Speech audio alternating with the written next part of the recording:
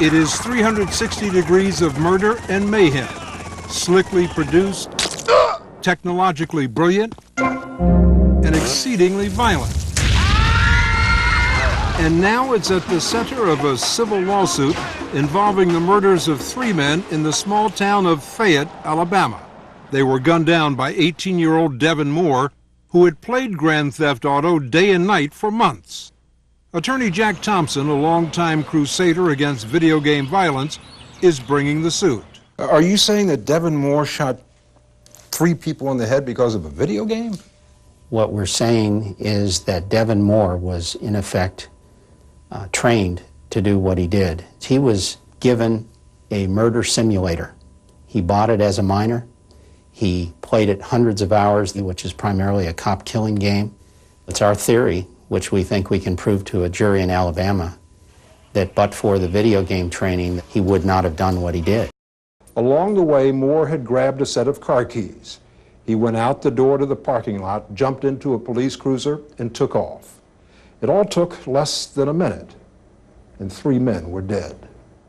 The video game industry gave him a cranial menu that popped up in the blink of an eye in that police station, and that menu offered him the split-second decision to kill the officers, shoot them in the head, flee in a police car, just as the game itself trained him to do.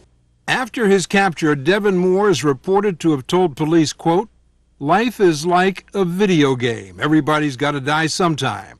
Moore is awaiting trial in criminal court. A suit filed by the families of 2 of his victims claims that Moore acted out a scenario found in Grand Theft Auto.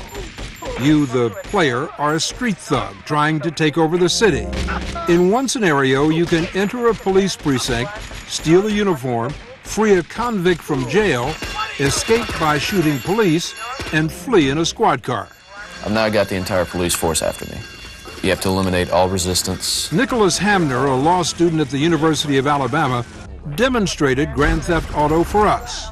Like millions of gamers, the overwhelming majority, he says he plays it simply for fun.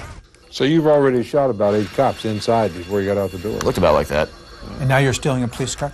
David Walsh, a child psychologist who's co-authored a study connecting violent video games to physical aggression, says the link can be explained in part by pioneering brain research recently done at the National Institutes of Health, which shows that the teenage brain is not fully developed.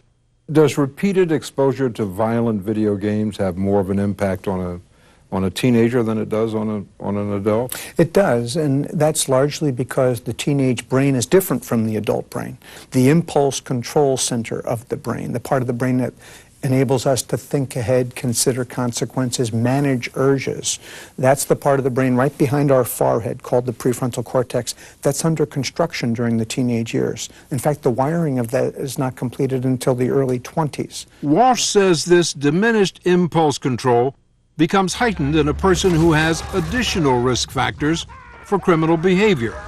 Devin Moore had a profoundly troubled upbringing, bouncing back and forth between a broken home and a handful of foster families. And so when a young man with a developing brain, already angry, spends hours and hours and hours rehearsing violent acts, and then he's put in a situation of emotional stress, there's a likelihood that he will literally go to that familiar pattern that's been wired repeatedly, perhaps thousands and thousands of times. But look, Dr. Walsh, you've got probably millions of kids out there playing violent games like Grand Theft Auto and other violent games who never hurt a fly. Right. So what does that do to your theory? Yeah.